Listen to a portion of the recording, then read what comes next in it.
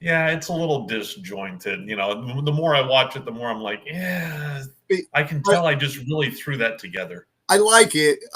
Like that first verse every time. I'm like, okay, wait. I hear comic geek stuff in there, and then the second verse is just like random geek expressions, has nothing to do with any Oh, real geekdom.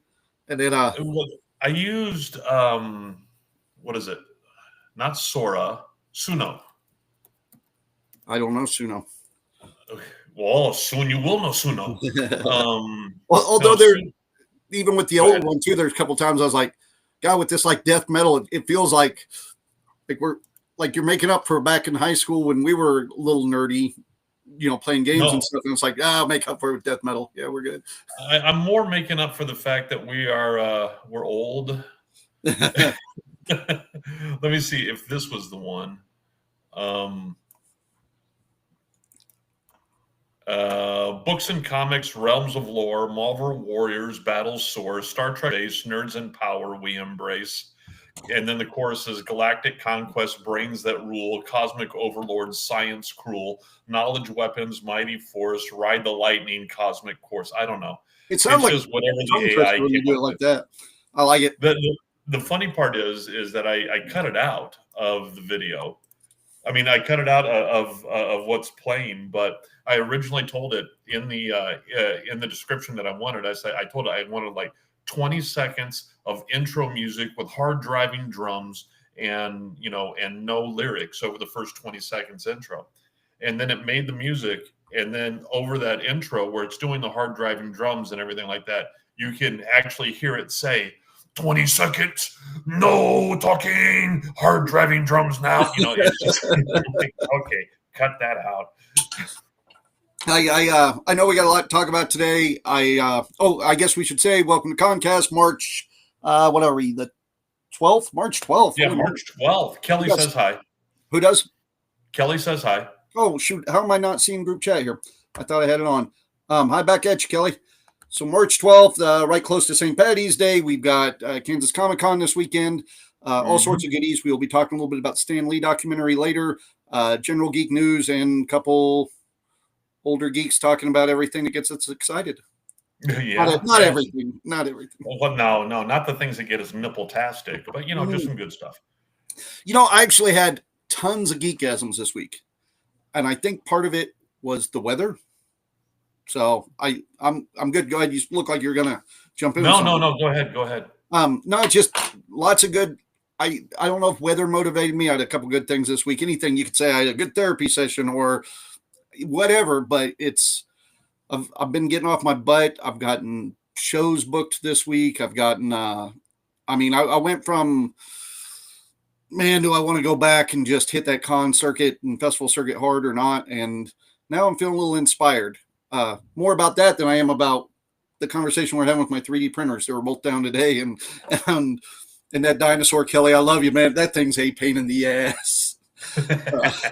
I went to a friend of mine's doing Incredible Hulk that is coming out. My therapist actually, he's doing Incredible Hulk coming out of the wall, and it's probably 10 large size pieces compared to the 80 large size pieces. And he's like, man, I'm about ready to throw the printer out the window. And once we started comparing notes, I was like, maybe I should have, because this thing has been a pain. But I'm getting on top of it now. Well, he's got a Bamboo, which is pretty much the Apple of 3D printers. Yeah, he's got a real nice 3D printer setup. Yeah. He doesn't really paint stuff. He just puts in what colors he wants, and it comes out done. Yeah, but does he tell you about the amount of poop that it makes? He did not tell me about the amount of poop, but there is, like, he goes, I don't know if that one would fit up to your standards because there's no painting on it. And I'm like, oh, I paint because I'm cheap. I can buy cheap filament. I like to paint, but boy, if I could just put, like the different colors and have it come out, I would have definitely done that with this dinosaur, because then it would have all come out looking like a toy more so. Mm-hmm. But it would have had a lot more seams, would have been the problem. I'm trying to hide a lot of seams. My thing is that my Anycubic Cobra 3, it has a filament management system on it, so it'll switch colors. But one, it increases the time greatly, and two, if depending on how you set it up and what level, where the color changes are and stuff like that, I routinely see people, and I've had it happen to me before as well, where it actually the amount of poop, because every time you do a color switch, it has to purge out what little bits left, and Yeah. then it runs some more that it purges through to make sure that there's no residual color in there. All right, and those little squirmy piles they call poop, Yep. Yep. Oh, and yeah. um, I've seen people where the pile of poop created from their little model weighs 2 to 3 times more than what the model weighs. And it'll take your model from, taking 5, 6 hours to print to 15 to 20 hours to print. See, and I'm a super cheapskate, so that would Yeah. hit me hard. Matter of fact, last week I'd set up right over here a recycling system for all my poop and broken pieces, and so this just coincidentally happens to be here. But you can see, like, I got boxes of just the dust, and you take all those pieces and everything, grind them down into dust, then you can melt them down, and you feed them through this extruder, and then you can make filament out of them. I want to see this. Yes, I've not yet made the filament with this same system I've set up. I got to make a little blade cutter, but there's also one where you can take pop bottles. And oh yeah, I've seen that. Pop bottles. It's kind of the same thing. Most of the recycled filament, though, I'll be using for like filler pieces. Like if I do, like the Terror Dog head had a lot of filler pieces in the middle, but I don't need real detail, because from what I hear, I haven't done it yet, but from what I hear, you can get little bubbles and little problems in it. So you got to be real careful. But as far as just free filament to fill in, I mean, I've had plenty of them where it's like, oh, fuck, I just got to make a brace for something, or something that it really doesn't matter. I shouldn't say brace, something like that. You want good filament, but yeah.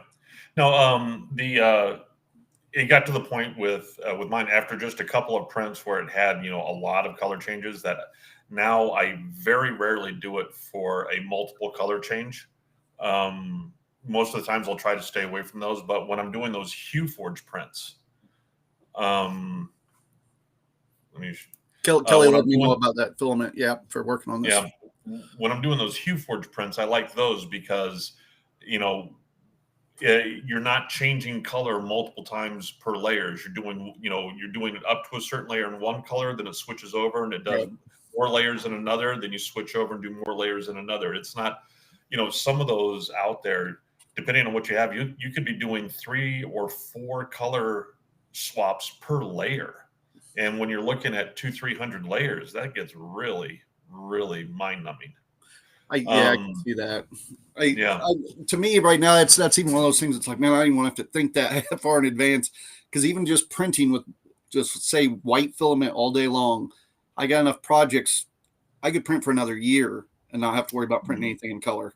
Although there's stuff I'd like to, but there's stuff that I have my color stuff, and like I said, I like doing the HueForges, and so I have the different colors for the HueForges, but predominantly when I buy, when I have to buy something, like more like a double roll or more, it's always white, black, and gray. Yeah, that's me too. The white and black you use a lot of, and whenever I'm building a model, I don't know if it's just traditional, just the simple fact that whenever I've built a model, it always seems like the polystyrene is gray. So to me, if I'm printing a model, it needs to be gray. That's in my brain. I like gray, and I've noticed with the grays I order, I can do, like, doing faces, detail comes out a little bit more. The problem is like I'll prime in white, gray, whatever I need to, black, and I always have white, gray, and black on standby for doing stuff. But I prime in gray so much that if I print in gray, I've had the problem of you almost can't tell where you've primed. I can see your point with that, but after you've sanded and bondoed, you can kind of see. Oh, Kelly said, just for your information, they started casting for the Necroscope movie. Yep. Holy shit, I'd be excited about it. I'll tell Christy about that. I'd be real excited. I'd like to see where that goes. Hunter wants to know, what is a HueForge? Oh, you're doing more. I'll let you explain it. Okay, HueForge is like 99% more. Sorry. Basically, like, I know, but I'm not saying. HueForge. I'm just checking you, see if you're going to interrupt again. Like I said, I'm sorry. You're No, good. but basically, what HueForge is it takes into account the transmission value of different filaments because you're printing at 0.2 layer, a 0.2 millimeter layer, and or actually, but basically you're printing, and it will allow some color to leak through of the colors underneath.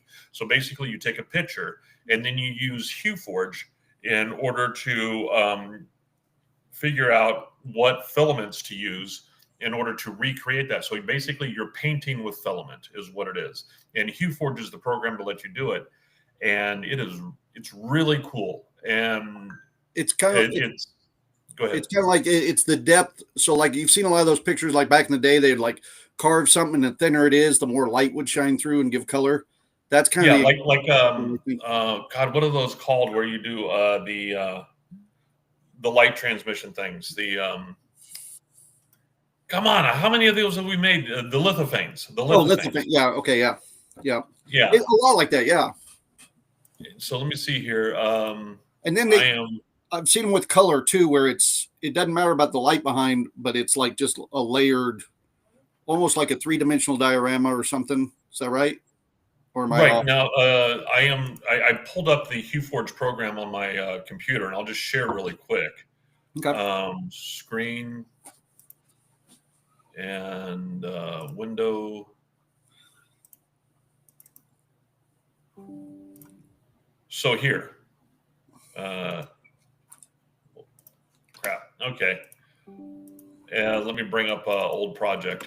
So basically, you take the picture here. I don't know if you can see that, but you take the picture here and you plunk it down, and then you can choose what colors you're using and what layer they're coming in at. And as you change the color and the layout, it changes how it looks, and then you put it into your printer, and then it will print. Black up to layer 6. Then after that, it switches over to blue up to layer 10, white up to 14. And just different stuff like that. So you can sit there and dial in how you want it to look.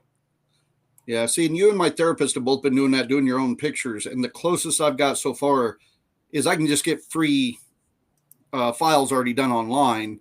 I've downloaded them, set them all up, but I have yet to print one because they have like a lot of Ghostbuster ones. It's the easiest thing in the world to print because most of these, like if you go on to Maker World or Maker Online or Printables or anything like that, and just search a HueForge, when you look at the description, they'll tell you, okay, you use these are the settings you want on your slicer. Then you print up to and then it'll tell you where to do your color breaks at. And one of the great things is that you don't need a multicolor printer to do it. You can do it on just your single color printer because you just put in a pause break into your slicer when you're slicing it, and it'll pause where it needs to, and then you swap over colors and start it up again. So it's not like these other ones where it's changing colors multiple times per layer. You just go up to a layer, then you change colors, and then you print up to another layer and you change colors. It's really cool. Now I see how you're doing that on Bamboo. On mine, to change colors, you just manually pull it and change a color. Yeah, but what about the little bit of filament in there? Because every time I change colors, I got to jam it down in there when it's still hot and just let it all ooze out the bottom. Okay, cool. I wondered about that because, like with that cold tip problem I've been having, I have to shut down my power strip so it feels like there's a power outage in order to save the file information that's on there. Because if I stop it, the file information starts over again. If that makes sense. So if you put into your slicer a filament change, it will literally stop, pull over to the side, beep, let you know. And if you set it up for it, it'll even punt out the old stuff, let you put in the new stuff, and then go ahead and heat back up and go.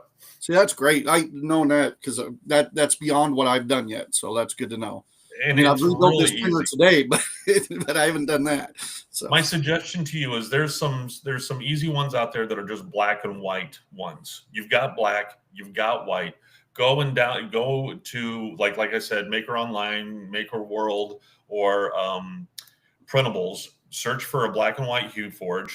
pull it down, and then just go ahead and, then you're only programming in a single filament change, and it's easy peasy.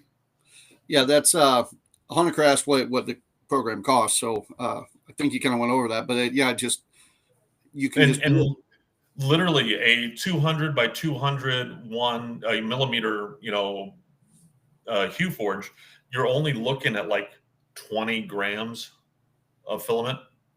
So it's cheap to play around with. Yeah. But anyways, that's not my geekasm. Yeah, we should talk geekasms and shit. So yeah, I had, because last week we didn't have a podcast, but I had gotten this sweet new camera. All right. And that was my geekgasm, was this new camera that I got, this OBS mod, which some of the things built into it, you can really tell. And that's the thing. Apparently this was made for porn. Originally it was made for live streaming porn, but then they did such a wonderful camera. Everybody's using it, church groups, everything. And because the whole program that comes with it, well, yeah, they are some products. I love how you went to church groups and you're like, I got this new porn camera. And for those listening, he's sitting in a motel room out of town somewhere by himself with his porn camera running right now. This is a nice hotel room. Here, let me show you. I can pan over. Well, it actually is a nice hotel room. Your work takes care of you better than a lot of the Ren fairs that we format do.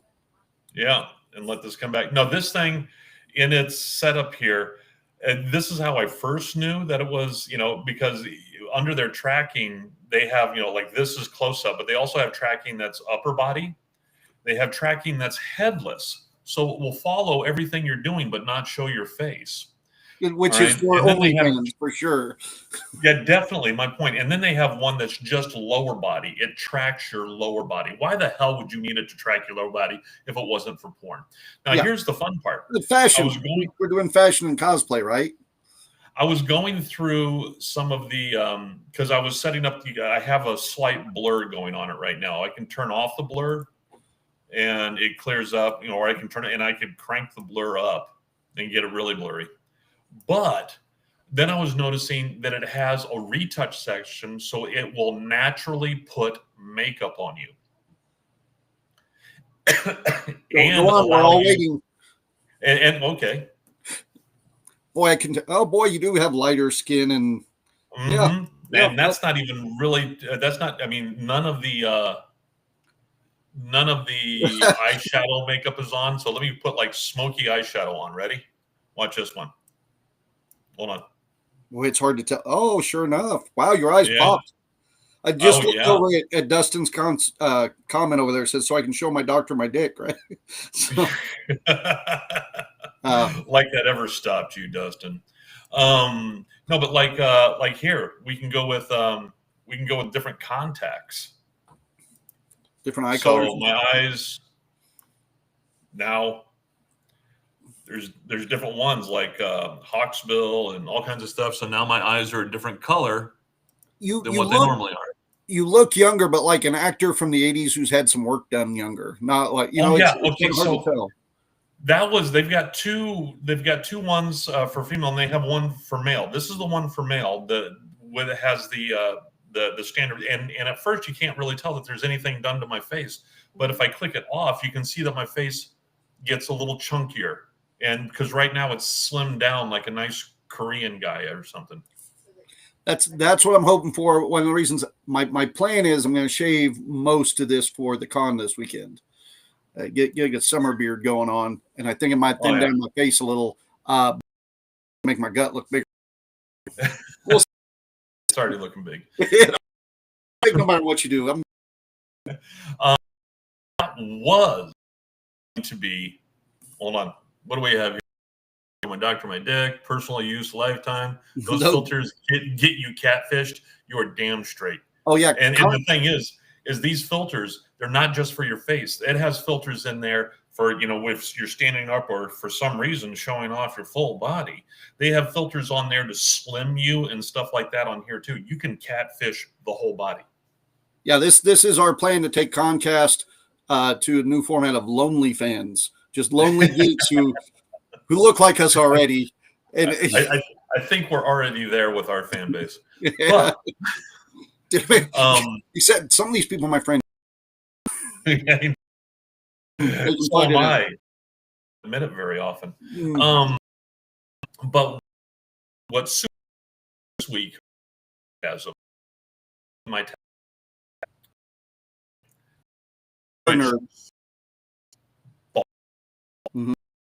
literally downloaded. I mean, I went to our block software. Horrible. It was. I mean, it was distracting. It was telling me how to correct. It just said about. It doesn't have numbers.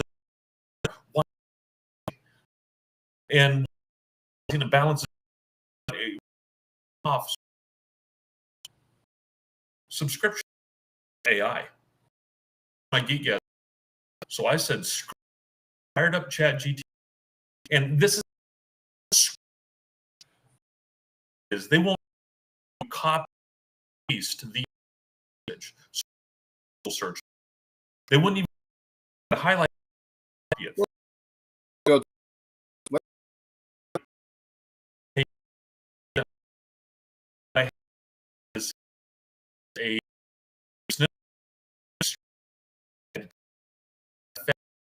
A and I document the thing that it would be up and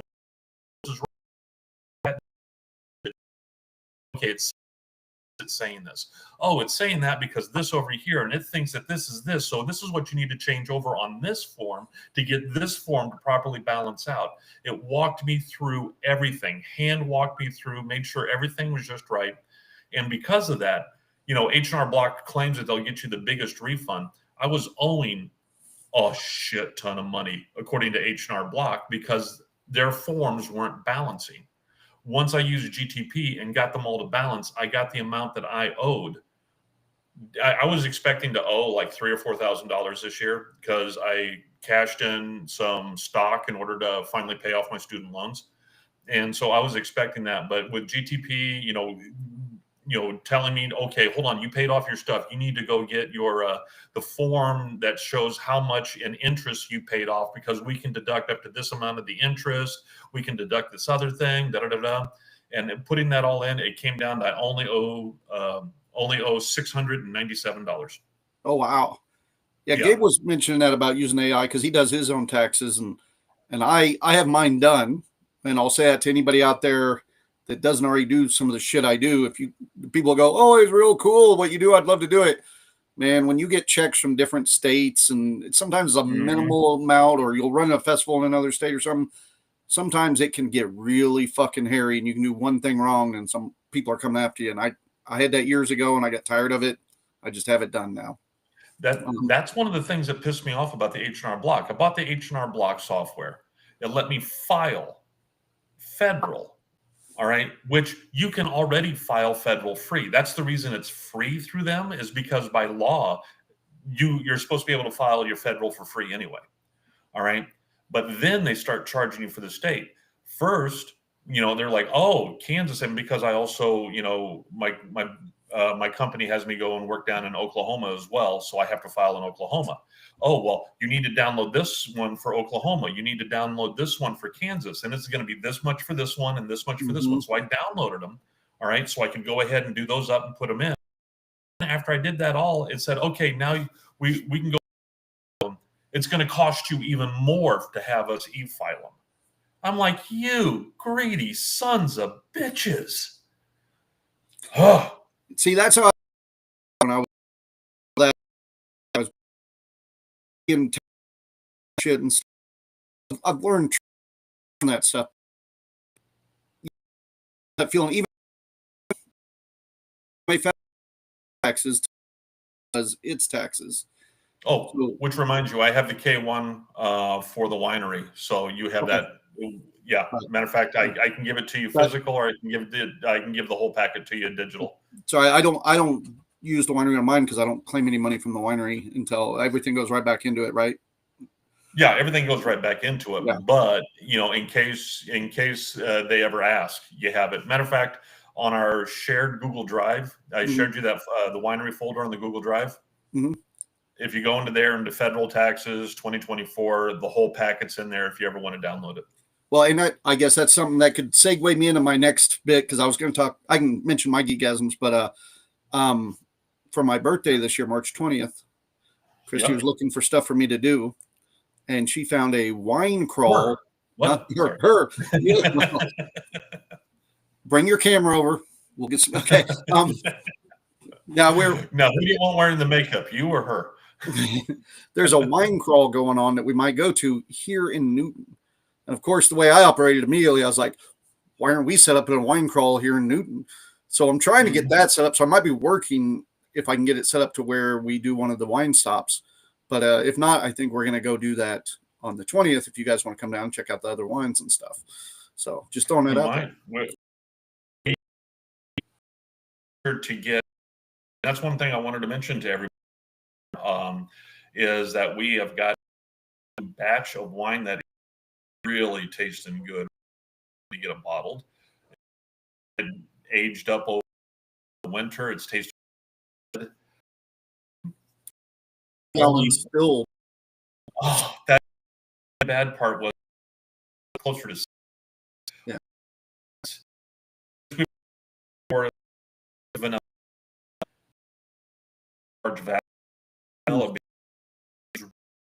and we use in it. The nice big, but in buckets, multiple buckets, to clean up afterwards. And and then after the primary, we filter everything off. But one of the buckets, I mean, we've been now 6 old. Yeah. Those new buckets in the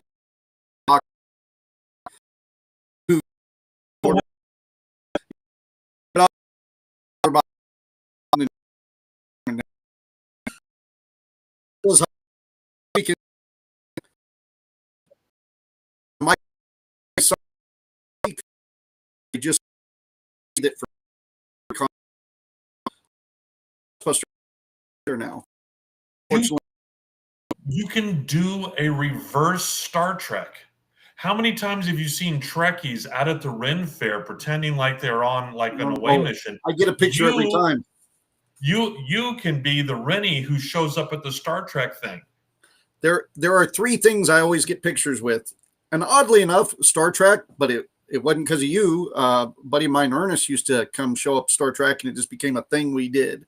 Where if we saw Star Trek people, would take a picture. I always take a picture with Ghostbuster people.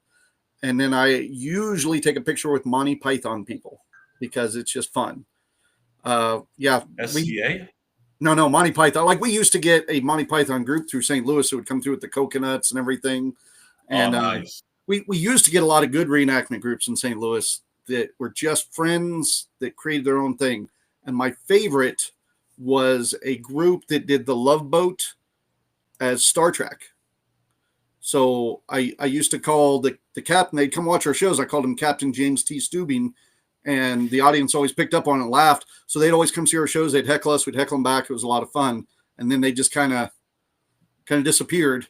But it was the idea of Star Trek and the Love Boat. That joke wouldn't go over so well anymore. Captain James T. Stubing? Yeah. Those of us who know who Captain Stubing were are getting fewer and fewer and older and older. Oh, yeah.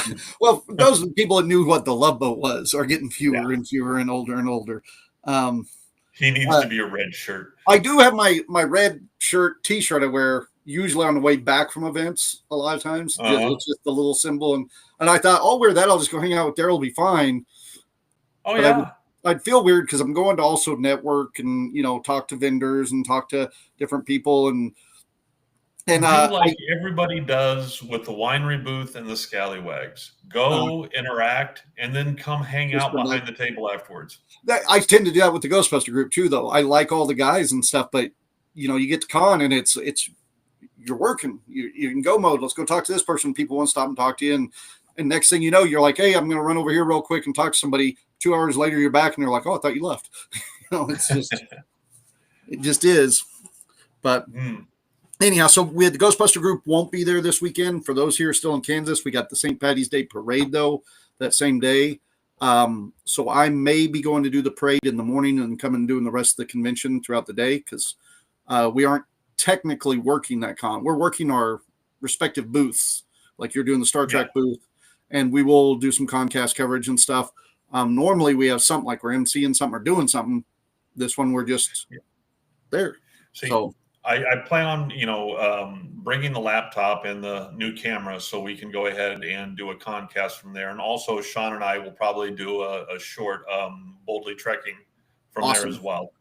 But if those don't work, if this doesn't work there for some reason, whatever, we can still go ahead and just do it from our phones. Yeah, well, we've had that problem before. Like we got that Mevo, I remember, and we're interviewing all the Smallville people. And I still have some of those interviews where we had some great ones. And then halfway through, like, because you have to be connected to the internet to even record with that thing.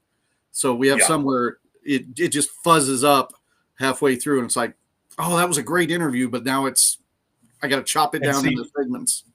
That's the thing about this Riverside that we use. Apparently, and I've seen it before where if for that the actual recording occurs on your device and then it uploads it as the signal wills. Like right now, this live broadcast that we're doing, that's just an ancillary action that this thing is able to do. This thing is really designed around recording everything and then doing all the editing afterwards and then putting it up. We just do the live broadcast because I'm lazy. Yeah. And I don't want to have to edit. We decided that a long time ago because I know we started off doing edits and stuff, and it's like, what people, and I think everybody on here knows, is that when we do the podcast is a bonus thing for us. We both have plenty of other shit. Like we both have careers doing shit without having to worry about podcasts. This is just our chance to talk about it, maybe interview somebody we want to. And in fact, the original reason that we did Concast was because, damn it, you and I never got to hang out. Yeah. And I was like, the wags bastard. Yeah, yeah, of course. I ran screaming like a fucking injured gull. Anyway, but if we did a podcast, and scheduled it, that meant that we had to hang out. And originally we were doing it live from the Burrow. We still need to get back there. Yeah, we need to get back to that. I've been meaning to. Matter of fact, Cookie and I've been talking about guests. And that's all on me. I get so busy throughout the week, and then it gets close. Hell, I was sitting talking with Josh Jennings from Pirates Inc. today. I almost just said, hey, you want to be on a podcast with us? Because it's not hard, but I always got stuff going on. But like this week, which we're going to hit my geekgasm, I'll just say, not only have I been booking shows, but started writing 2 new Scallywag shows. Frankie actually had a good idea because him and I were talking about AI. They wrote a new AI program. You sound so surprised. No. I don't mean like, hey, fucking about time Frankie had a good idea. No, Frankie and I were talking about AI, and he needed to get with you because his company, him and his dad, just wrote a new program. He's telling me all about it. I'm like, yep, Daryl's the guy to talk to. And we talked about different ways that if it's for his father, there's a consulting fee. He doesn't like me. Well, his dad has treated me very well, so he's a good guy. So we talked about that a little bit, and he goes, I just want to have AI write us a show. I said, oh shoot, one of the first times we were in a winery and Daryl had AI write a show.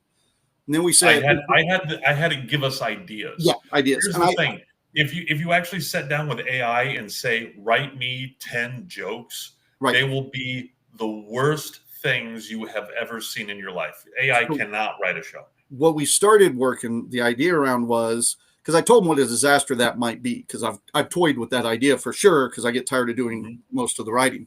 And so we kind of decided it would give us such horrible stuff, and we can work with horrible stuff all the time, So it will write bad jokes, and then we are obligated, like half of us will be obligated to acting out these horrible situations, whether AI fully gives them to you or not. But it would be the idea we tell the audience it's an AI show, so it puts us in awkward situations to have to act out. Yeah. Slow kid in the back. Here's just an idea. All right. This is just spitballing. Okay, we can go ahead and put together a custom GPT that's designed to spit out ideas. You make it some kind of, whose line is it anyway kind of thing going on. And then all you need is a Bluetooth powered speaker up on the stage. Just a, battery powered Bluetooth speaker. Yeah, we've got a sound system like that now. Yeah. Yeah, you can actually, while you're up there, ask the AI real time, give us something. It can be heard by the audience, so they'll know that you're not just coming up with stuff that you pre-done, and then you could work it that way. To do an improv show would be great. We've been working on the improv show, realizing that everything it gives you is going to be utter crap. Right. Yeah, no, I love the idea of doing the improv. When Rich was in the group, him and I would work on improv ideas all the time. I don't know that the other guys are super confident. Like I always felt Jamie was going to he's so good at improv. He just nails that shit, but his confidence level on it was just bleh. I'm like, dude, you're fucking running circles. Do it. And I don't know. But I like the idea of the improv. I don't know. There's so many ideas. We've been working oddly on a Harry Potter show I was working on this week. But it's more of a Harry Potter from an older geek's perspective. And I was going to say, because you have to realize Harry Potter is so old now, right? That the actors are older than they pretended they were at the end of the last Harry Potter. Right. Yeah, they're full-grown adults. Although they're casting for that new Harry Potter, which I could sit here for 20 minutes, and I'm not even a Harry Potter fan, and I could bitch about their casting, but they cast John Lithgow as Dumbledore, and I am on board with that. I could see that for sure. Hold on, wrong one. This one. You're an AI, Harry. The idea of the Harry Potter AI, I don't want to give too much away. It's every time I get together with my generation of people and we talk Harry Potter, the subject matter gets brought up, just like 100 videos on YouTube of it's just like Star Wars. You got your orphaned hero, your young girl that ends up falling in love with the scruffy nerve herder. That there's so much of that. The Jedi Master. There's so much of that. So the idea is, didn't even like SNL or something do a whole skit on that? Yeah. It's been done. So the idea is a skit, but one of us, and unfortunately it's me, probably the not very big Harry Potter fan, is trying to convince the guys to do a Harry Potter show. And I have to kind of explain it to them, and each one of them sees it in a different one. Of them that's, oh yeah, it's pretty much fucking Lord of the Rings. That's what I'm doing. Oh yeah, it's pretty much Star Wars. That's what I'm doing. So they're all acting out a Harry Potter, watered down Harry Potter version that's really just Lord of the Rings or really just Star Wars. So you're seeing 4 different shows happen at once, and I'm trying to make it be Harry Potter the whole damn time. That's kind of the gist of it. Okay, so which one of the guys is going to be Hermione?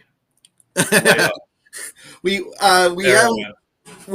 haven't decided if I'm bringing people up on stage for some of that or not. Where a lot of the jokes are there, it's a rough outline is where I'm at with that one. Because then of course Cookie came up with a whole nother idea. I'll have to send you off because it's a good enough idea for Concast. I don't want to say it on here because somebody else will just fucking do it. You can't have that. But yeah, it's an idea we're going to talk about after this that I want to do at least for a Concast every once in a while. And I worked on that a little bit today too. So just being able to produce new material has been uplifting because I've been in a hidey hole of winter and just let it suck me up a bit. So the good weather coming out, getting caught up on some emails and things, and so I'm excited about just producing new things.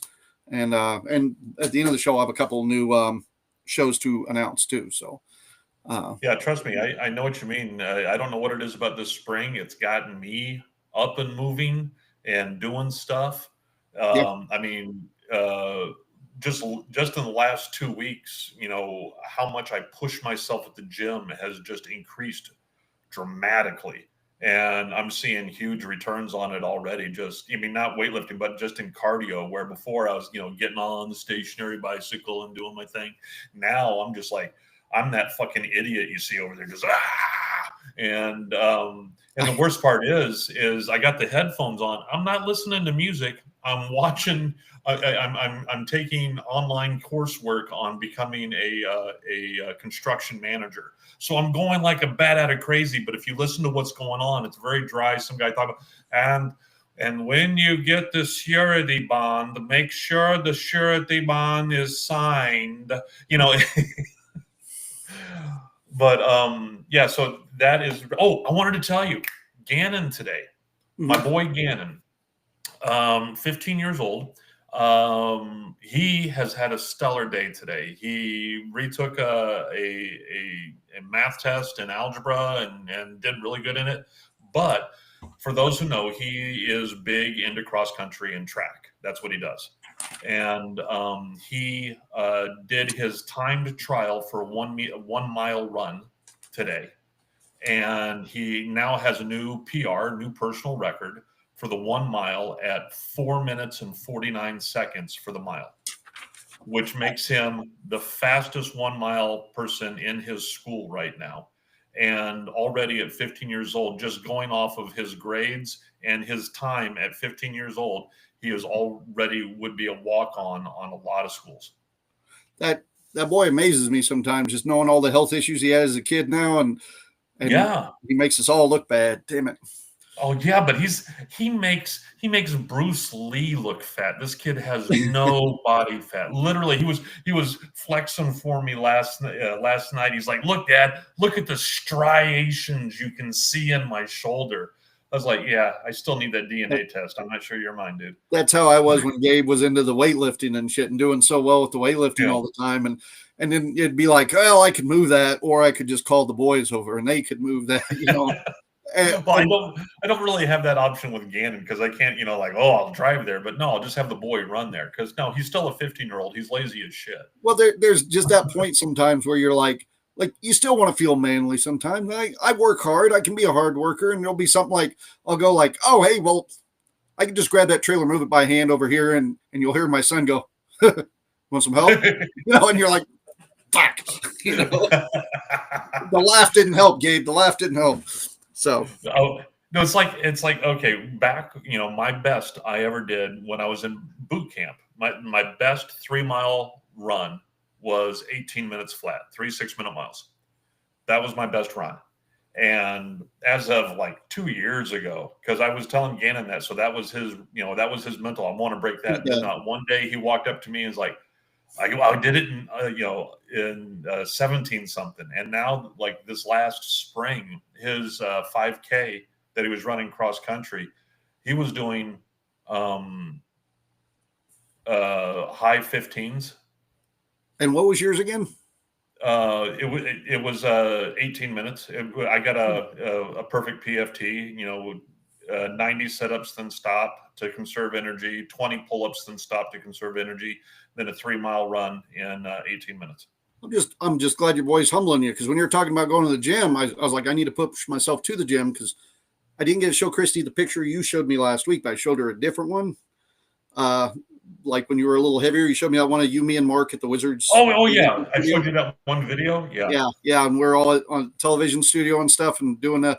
And I was thinner then, you were heavier then, and I look at it, my wife, I go, Daryl getting to the gym, he's looking good. He showed me a picture about like this, you know, and she just goes, yeah.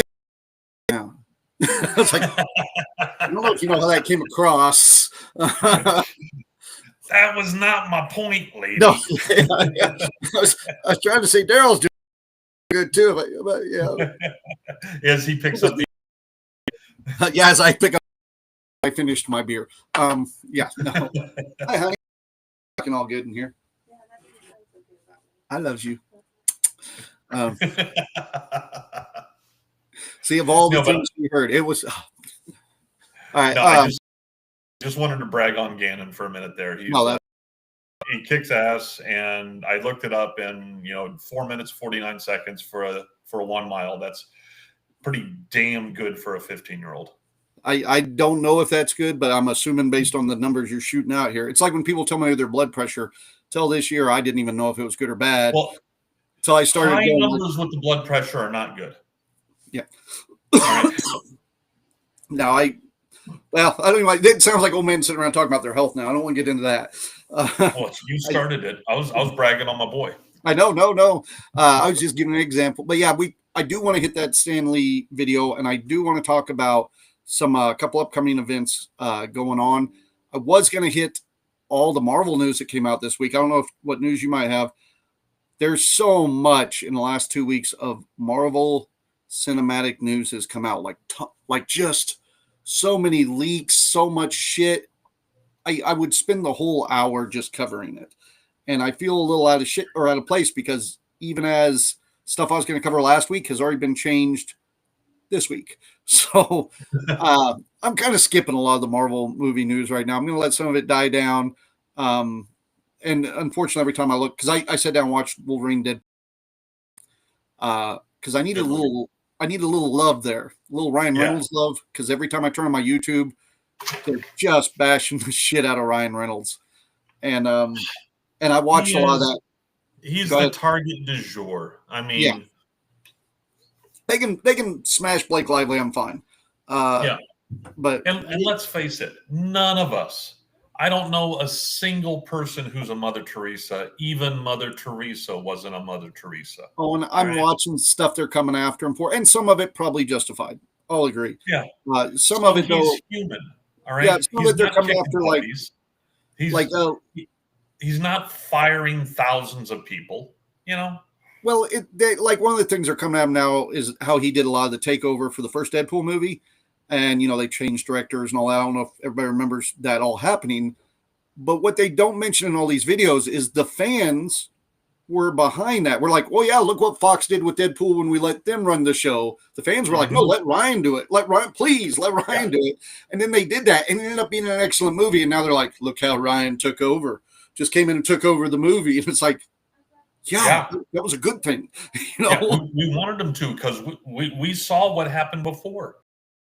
The reason we wanted him to. We wanted, just like when Jon Favreau was doing the Avengers, you needed somebody who loved the material to do it. That's the reason we've been praying for years now for Kevin Smith to direct something like that. Yeah, Jon Favreau doing Iron Man and Mandalorian. Those were two things where, like, starting something off makes it so much harder. When comic book movies were at a low, Star Wars fans were at a low with Mandalorian, and to come in and go, let me fix it. Lot of fucking credit to that. Yeah, and he does. Yeah. Then you turn around and people are like, Joss Whedon credit for that or something, and you're like, I don't know about it, but I like Joss. I mean, I love a lot of the stuff he did, and even if there was nothing else, just to have done, Christ, why does it skip my mind right now? Firefly. Just to have done Dr. Horrible. Dr. Horrible, Firefly, Buffy, those I jump on. Yeah. I guess I should say I love his work. Any one of those. Yeah, just any one of those, and he's great. But just to have all of those in his body of work, that's just stupendous. Yeah. And and that goes, for any of the directors out there. It just not him. And the thing is they just look for people to drag down. That's what's going on. And they even go after people for stuff. It's like, Garrison Keillor. Remember when they went after him? I don't know if I know that name. Garrison Keillor, Prairie Home Companion. Oh, okay. Oh, yeah. I know him from. Yeah, they went after him. I didn't know that. Back at the very height of the movement, we won't even discuss what it was. It came out, and this is the horrible thing about it. It came out that someone had said that something was misconstrued. She, was something, and he came over, and what he did was a little bit forward. Put the hand on the knee, kind of stuff, a little bit forward, and she immediately went, whoa, whoa, whoa, and he was immediately like, oh, I'm so sorry. There was immediately, he even the day afterwards wrote her a complete apology letter. Everything was cool. All right. And everything was done above board. And he realized that he had messed up. He didn't do anything heinous, but he realized what he did was not right.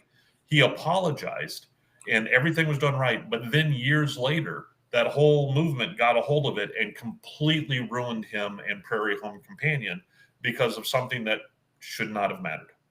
Oh, I mean, did he, go a little bit beyond what he should have? Possibly. Did he immediately realize what was going on? Did he, respect her reaction and immediately apologize and make sure everything was okay? He did everything correctly. Yeah. And they still just pulled him down. And that's what they do, is they look for people that they can pull down. That's the reason I live in fear. I live in fear that one day they will find something bad with Keanu Reeves. Oh, it'll happen once he pisses somebody off. And really what Ryan Reynolds needs right now is just somebody else to do something stupid so they can focus on that and people will forget. And I don't know, maybe they need taken down. I don't know. I've watched a lot on it. I know Kristen's probably watched more than I have. Watched a lot on it, but there's just not enough information out there for me to fucking put somebody in the corner over it, Yeah. So, speaking of that, though, since we're at this point, it might be a good time to watch that Stan Lee thing because I can talk about that, and we can, when we end stuff, we can end on a high note because I want to warn everybody. This is not on a high note. This is kind of sad. That's why I want to get it out of the way. So I want to warn everybody. This is about the Stan Lee documentary they're making where people had taken advantage of him. It's a little depressing, but the trailer came out. The GoFundMe came out this week. Moist Critical did videos on it. A number of people have. It's something I wanted to talk about because I kind of want to see where some of it's going. And there's Kristen now. Yep.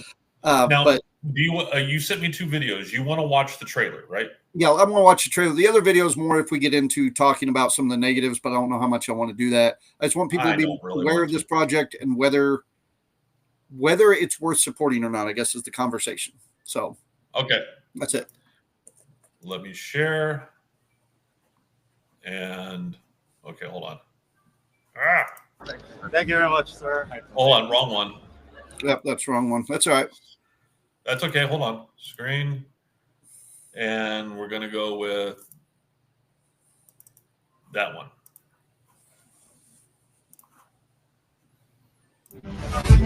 My name is John Bullerjack, and for the last 4 years of Stan Lee's life, I was his assistant, his confidant, but most importantly, his friend.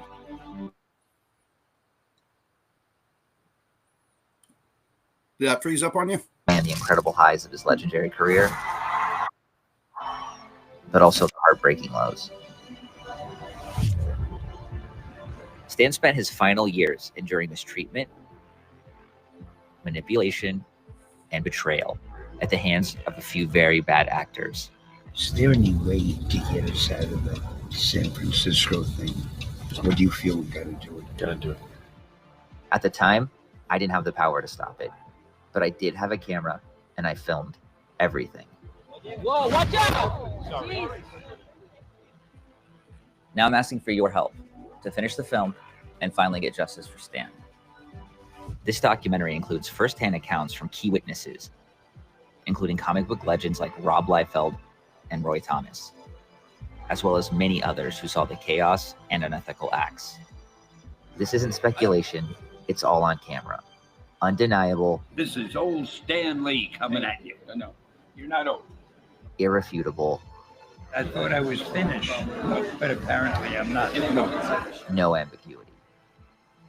With your help, we can finish the film, expose the truth, and give Stan the justice he deserves. As a bonus, I'm going to share with you some insights on the film from some of the most well-respected creators in the industry. I'll be honest, I didn't know what to expect. When I saw the documentary, I knew some of it, but like most people, I didn't know all of it. And there were pieces of it that blew me away. It's a lot of emotions, dude. It's a crazy roller coaster. Seeing Stan in that situation, being taken advantage of, was really hard to watch. Because I just think, I was thinking of my parents and my grandparents. So I think it's important that people see that even the guy at the top, the most successful comic creator, isn't protected. This film shows behind the curtain that not a lot of us fans get to see. This isn't just a fluff piece trying to attack somebody. This is like, I'll just show you in their own words. I had no idea how badly he had been exploited. And that's a message that people need to hear. I really miss Stan, and just watching it just felt like I really got to know him again. My thing that I hope that, this documentary really does is shine a light on what was going on truly with Stan Lee. Well, it was only like 2.5 minutes, but when it's negative, it feels so much longer. Man, that hurts my soul. Yeah, it makes me not even want to, because that other clip I had is just pretty much an example of, honestly, stuff that I think a number of us that saw Stan Lee at Con probably saw. Like that little scene of him sitting in there just facing all those television boxes, like they put him in a corner and said, "Keep you here till we need you." And I'm sure he was just napping, but boy, it is heartbreaking. At first, go ahead. I say that's something that we need to keep in mind as well. Some of it, we if we watch this, which I don't know if I will, I can't handle that much negativity in my life. Right. Yeah. But if we watch this, you have to keep in mind how much is clever editing. Like I saw that one scene where the guy's got the handful of cash and he's, doing the stuff with the cash. Yeah. And that one. Yeah, that's what you would normally do when you're collecting fees is you have a handful of cash. Just because he has a handful of cash does not mean that it's blood money or something like that, unless it is blood money. All right. We need to figure out, how much is true and how much is just willful editing. And I watched Moist Critical talk about it this week, and I got some of my own opinions. And at first I saw it, I'm like, man, I want to support this because I knew some of that stuff was going on when it was going on and that there were accusations and different stuff. However, I also remember, and I think so many comic book or convention style fans have gotten into the like, oh, I know Stan Lee. Sure, I know him. I've seen him and stuff, but they really don't know much about him.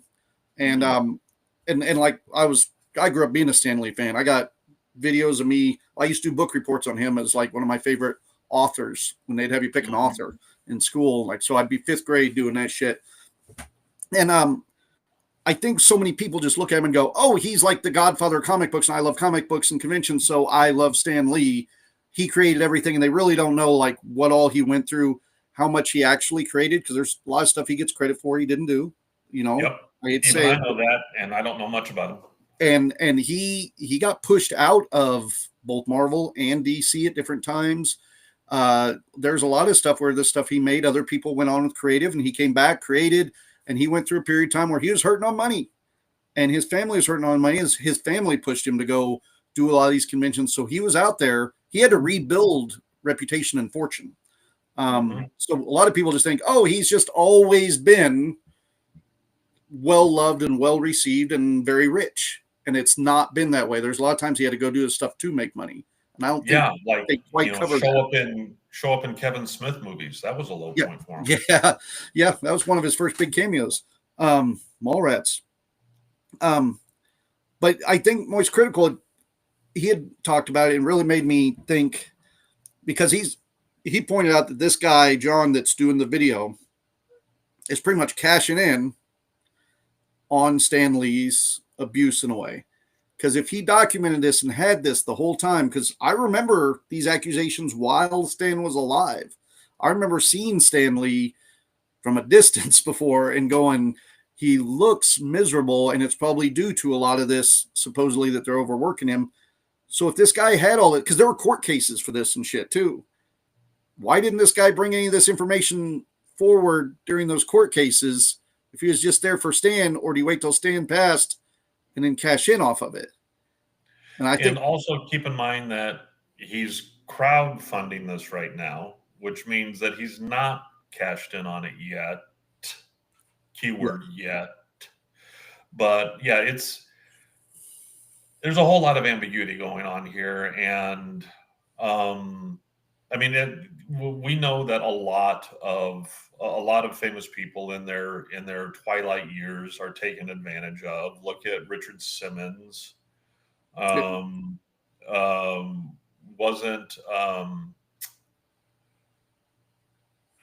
Who's the lady who played Uhura? Oh, damn it. Yeah, that's normally, motherfucker. I know. Yeah, now because I was just trying to think of the talk show host that's going through that right now. Britney Spears went through similar stuff with her conservatorship. Yeah, You know? but there's that. I mean, hell, even if you don't even want to look at the old ones, look at Britney Spears. Yeah, that's what I was mentioning with her Look at conservatorship. the Yeah. shit she went through. I mean, there are nefarious people out there, left and right, that would take it. And the worst part is that people like you and I, who are not evil, we at times we will see something that's not right, but our mind will brush it off because we cannot conceive of someone actually doing an evil thing like that. I could see that. And I wonder if I'm the other way around, because like I don't know this John guy very well, but it does, I mean, it just throws up red flags to where I go, oh well, he just looks like another person taking advantage of him. But for all I know, other people in the industry may know. That's why I didn't want to just post up the GoFundMe on my page or something. I thought, but if I put it on here, I could talk about it because I don't know if it's worth supporting. And I know I put up stuff like this before. People come at you and go, well, holy crap, why are you supporting that? Because this person's just, and you're like, oh, I thought I was doing a good thing. You know? Well, he says at the beginning, he did not have the power to do anything with it then. That's what he said, but he had those videos, which is power, especially when there's court cases going on. But, okay, one, just because you have the videos, it's up to the lawyers to use them and call on them. All right. And they have to be aware of them. Yeah. Well, if they were, you never know if they were or not. We won't know know until we see the movie. And what was the other thing? And two, you know, it could be one of those things where he might have in his mind seen himself as the lone bastion, the lone angel who's taking care of his friend Stan Lee, and that if he started making waves, they would remove him from that and he could no longer take care of him then. I consider that. I thought if he has a career as like a professional guest handler kind of thing, or personal assistant, that kind of thing, if he did start getting involved, I could see that ruining his future career. And then after Stan passed, he's like, oh, my career is solid now, or I've changed, so I can continue this stuff. Here's something else to think of. That just dawned on my little pea brain. NDAs. He could have signed, I mean, especially with someone like Stan, if you are, you know, the handler, you know, a lot for Stan or someone like that, you probably are so bound by NDAs, you can't fucking fart without it signed in triplicate. That does make sense, because I know even as a convention runner, we've had guests before where we've not been allowed to post certain pictures or talk about behind the scenes stuff. And then of course we've had behind the scenes stuff where it's like, just don't talk about that because it's wrong. He could have had an NDA that he could not discuss or show or do anything for X number of years after someone had passed or something. I like that. I mean, I like that image in my mind. I kind of wish he would have said it during or there was info out there like I had an NDA, so I couldn't say anything. But now, because I don't know, it just feels so. Because even in that other clip, there's a brief little point in there where he's just kind of pushing Stan to keep working, and you're like, but you know, you got him for the money and stuff like that. It's a sad thing to watch, and I'm like you, I'll watch it because it's in my wheelhouse, but I'm going to have one of those off days where it's like I got nothing else going on, and I don't care if I'm in a pissy mood, and then I'll watch it. And then something to cleanse the palate. Yeah. Got to have something to get you away from it so you don't just falling down into a spiral. Yeah. But speaking of NDAs, here's a fun thing. Let's get away from this. Let's get away from this. Sorry, I just want to talk about it briefly. I didn't want to go on too much, but yeah, that's good. All right. Speaking of NDAs, I can't say what it is, but another geekgasm that I had going this week is something that I had to, not for work, but otherwise, I am doing something that I had to sign an NDA on, and I get to do something cool with that. What's that? I can't tell you because I signed an NDA. But something I can't tell you on here. Fuck. Yeah, I can't tell you. Wink, wink. Yeah. We'll see. I've had a couple of that, or even just like even now as I'm doing bookings, there's a couple of shows where it's like, hey, we're interested in having you guys come do this cool thing. It's like, man, I don't want to talk about it because once I start talking about it, if I say, hey, we're doing some cool smoker show with this group over here, then people be like, what happened with that? Oh, a lot of big talk, or exactly. They decided not to hire you or something. It's like, well, I just won't talk about it until it's booked and we're ready. But there's stuff you want to go like, ooh, I'm excited this could happen. Like we might even have 2 acts joining us at the Smoker. Might not this spring. But if I talk about it too much, everybody here knows me well enough that, if I talk about it too much, then people will be like, I thought you were going to have two acts. What the fuck? You're like, no, I just said maybe.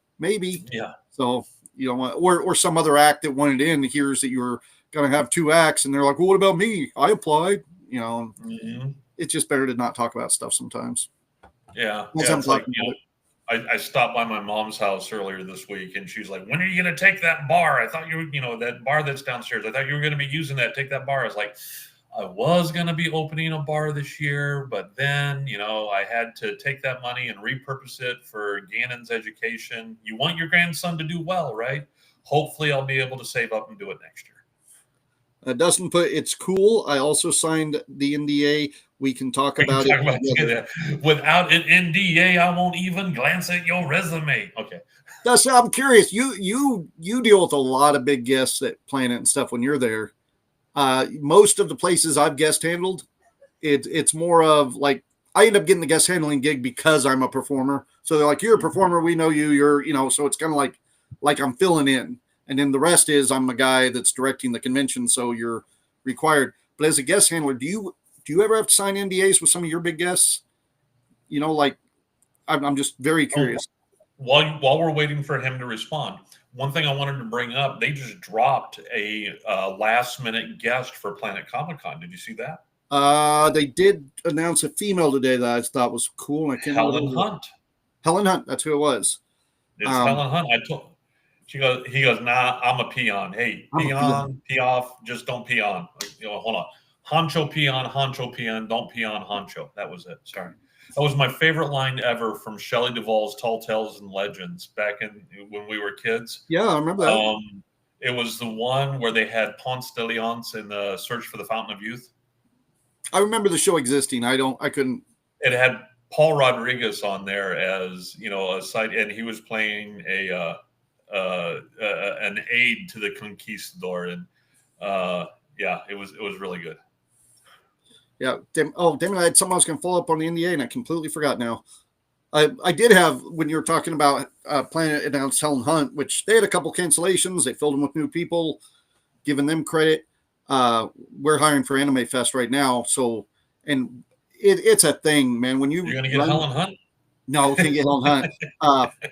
When you run events and the weather gets nice outside, you can tell immediately because the phone calls and emails come and they're just like me. I can't bash anybody, but everybody gets outside and they're like, oh, it's like Ren Fair weather, or I'm excited, and they get motivated. So everybody wants to work on everything at once. And that's one of the reasons I've been working on shit, because everybody's coming at me with different ideas. So I probably have three. Huh? I'm getting my motorcycles together so I can ride them. I was looking at the house and I'm like, okay, we need to get out the chainsaw, cut down these trees, do this up, That's what I did yesterday. Got out and cut trees at Reynolds. Yeah. And I tell you right now, all of that energy will disappear the first triple-digit day. Oh, yeah. Well, I went out and I trimmed all the winter trees at our rental properties yesterday. Not even hard work, but I've been sitting on my ass all winter. So I got home and I was like, man, I feel like I got my ass kicked. I got up this morning, I'm like, I feel like I got my ass kicked. And I did minimal amount of work, but it's just because you're not out there doing it. But yeah, no, so I got like 3 different companies today that handle celebrities that send them to me. And Gabe and I always call Gabe when I look at anime voice actors, because he knows more than me.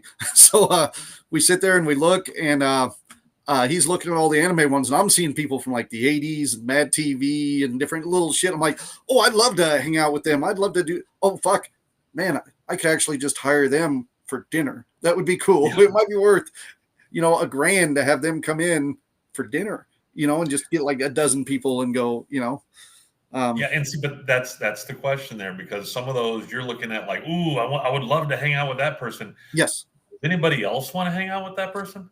That's the problem, because because a lot of times Gabe looks at me and goes, who's that? I don't know who that is. And, it's like, they were big in, 1998, and so, yeah. Before I was born. Yeah.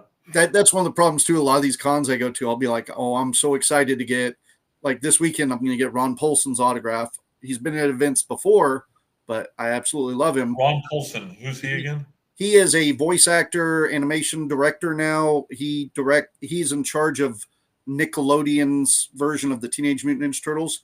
He I has. think it's yeah. Who I was- was going over the guest list and I saw him on there. Yeah. Yeah, he was Yakko from Animaniacs. He's Pinky from Pinky and the Brain. He's he's played every one of the Teenage Mutant Ninja Turtles. And so like he was Donatello at first, then the next iteration he's Leonardo, and he's just A tier voice actor. I'm excited. But see, Man, every you other are- conversation, you my point are- was, huh? You are so gonna fanboy all over him. Oh, I aren't you? will. And that was every conversation. Everybody's like, so what are you getting signed this week? And it's like either Ron Paulson, and I don't know her name, the girl that voiced Velma, and Daphne will both be there. And it's like, oh, let's one of the guys did Fred too, but Did she do Velma? I just saw that them showing that she did Daphne. Did she do Velma as well? the girl that did Velma was going to be there unless they've changed something. There are two different girls, because I worded it incorrectly there. But so every time I talk about Ron Paulson, everybody's like, well, who's that? What that? Yeah, like that's nothing. I'm like, oh, it's such a big deal to me, and I'm geeking out about it, but nobody really cares. So Yeah. Let me see here. I'm going through. They got Emily Swallow, Carrie Payton, Gates McFadden, John DeLance, Jim Cummings, Austin St. John, Kane, Gray Delisle, Bill West. Come on, Bill West, man. Billy West. Oh shit, yeah. Yeah. I forgot about that. That's a whole nother $80 off the fucking spin. Oh man. Rob Paulson, Sam Clark, Townsend Coleman, Barry Gordon. Oh, Renee Jacobs. Hold on, Is no, that- she played April. She did the voice of April. Oh, I've met her before. Then yeah. Alejandro Saab, and the guy who played Toad and also was he canceled. I was gonna say he canceled. Yeah. Darth Maul. That's Yeah, Darth Maul. Yeah. Normally I Yeah, can but, just catch this stuff off, no problem. This is why now I think I do shitty at bar trivia. Ray Park. But Ray Park. yeah, and Jim Cummings. Come on, Winnie the Pooh. I've met and Jim Cummings Tigger. before. I've interviewed Jim Cummings before. He is a cool dude.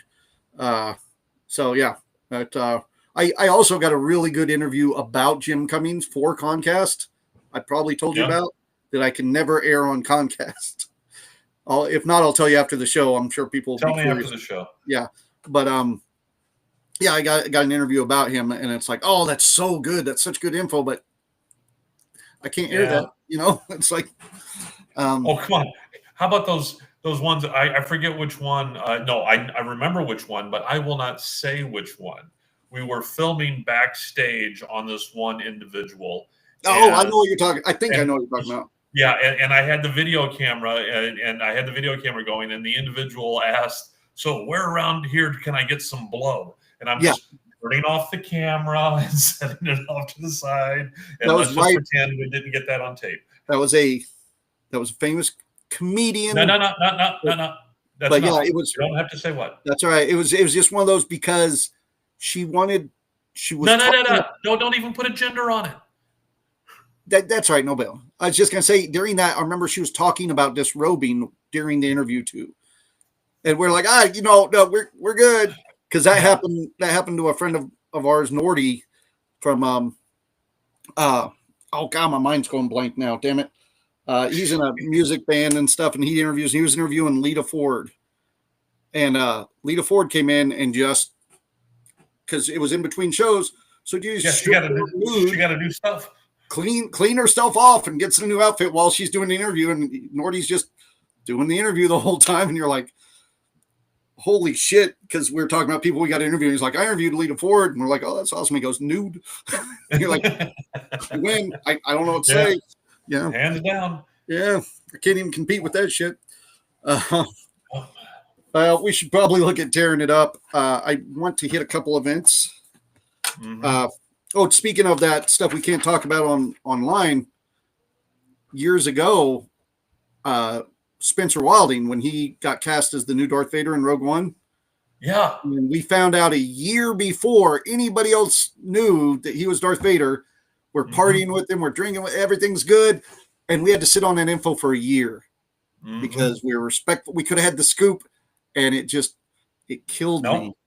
But Nope. then we saw him at Can't Planet, believe- and he was Can't so ruin their appreciative. trust, man. Can't ruin their trust. Right. It's not He was worth very it. appreciative, gave us another interview, and then come to find out, I just found out yesterday. I can't say what event.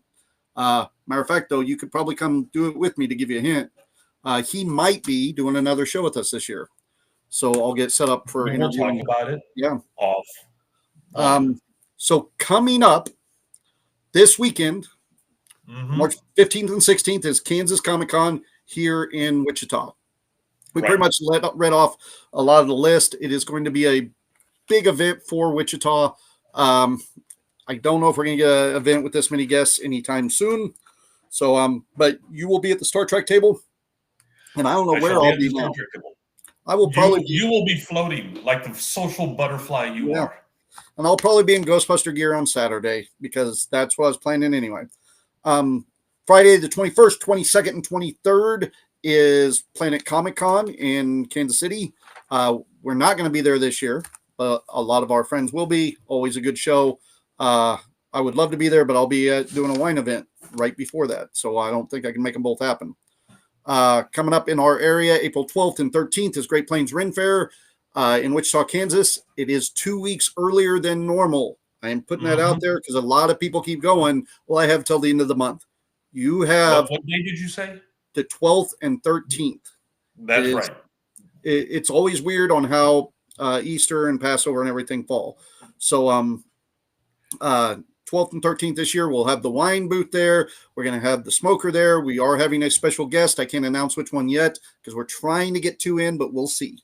Yeah. And I wanted to point out that we are looking at trying this year doing not only selling the wine bottles as normal, but we're also looking at doing wine by the drink as well. Yes. And I did find those new Ren Fair corks that you ordered too. The new ones came in? Yeah. Well, they must have been here. They were sitting in the kitchen in a box. So okay, good. It must be because that's good because that was 400 of them that I ordered. Then after that, I'm doing things within driving distance of our area. The 26th and 27th of April is a Central Missouri Ren Fair. We're still working out whether we're going to be there or not. Also, that same weekend here in Wichita, for those who want to get your pirate fix, can go to Central Missouri. They are doing a pirate melodrama at the Picture Spot downtown. They're doing 2 of them on the 26th of April and then again on the 3rd of May. I think we are going to be there on the 3rd of May for anybody interested in coming. The May 10th and 11th, Sleepy Hollow Ren Fair. 17th and 18th, Sleepy Hollow Ren Fair, Bolton, Missouri. And then June 7th is the 3rd McConnell Con at the Air Force Base. We do that one as a charity event. Yep. This is that charity shit I don't always talk about, but I felt like we talked about it, so I'm throwing it in there. And they are they're teaming up with another Air Force base to try to make it even bigger this year. AFW will also have a table there and stuff. It would be really cool since they're Air Force bases if they had them in 2 different things at the same day and flew people back and forth. That'd be cool. That would be my tax dollars well at work. I bet they can get guests cheaper. I know they get guests cheaper because it's it's like a charity event. But yeah, there's people that do it just for the troops. Right.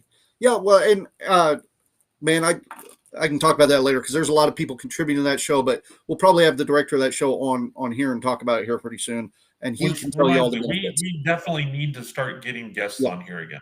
Yeah. A lot of that's just me making it happen. Half the time it's coming up with stuff. So June 8th then will be the Big Gay Market in Wichita. And we're going to be there, it looks like, performing at the Big Gay Market. I always knew you putted from the rough.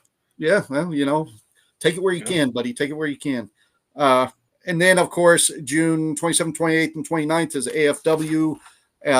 Tons of stuff after that, but I won't get too far into the future. Those are the things here locally in the next 2 months, basically.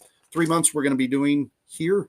There are going to be a couple on the road things, like we're going back to Iowa. There's an Arkansas show we're doing, but those things aren't terribly close, and we'll be talking about them as they come up. So cool. That's what I got. We missed TouchCon last weekend. I don't know if anybody went. Chime in on chat because I'd like to know how it went. Other than that, that's all I got, man. And well, after an hour and 22 minutes, I think that's all we need for this week. That sounds good. We should probably tie up because I got a couple things I want to chat about you with after chat. Yeah, and keep in mind, people, that like I said, we'll be doing a live broadcast this weekend.